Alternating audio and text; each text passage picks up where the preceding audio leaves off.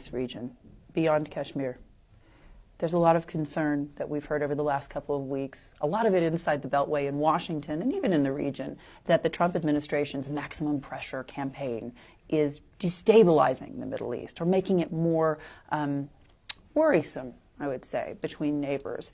Do you think that the U.S. and President Trump is getting it right when it comes to dealing with Iran? You see, it would be a disaster if this conflict takes place between the U.S. But he doesn't seem to want it, President Trump. You know, he keeps backing away. He says that he wants dialogue. Do you think he does?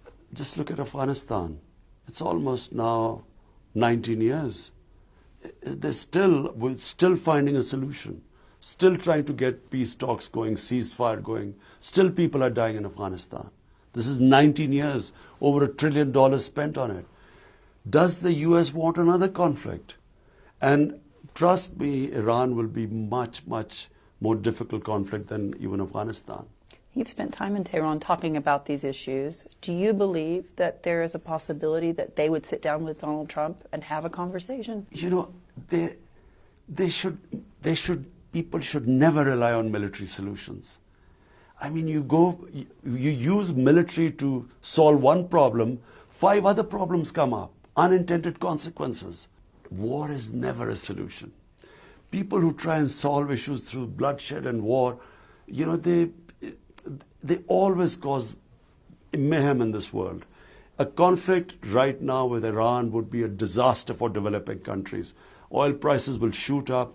Countries like us who are just about balancing our budgets, everything will go and it'll just cause poverty.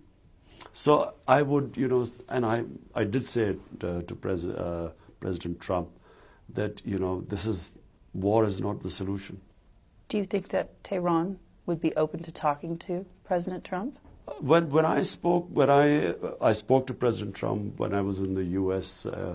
In September, then I went to Tehran, spoke to the president and their supreme leader. I thought they were receptive.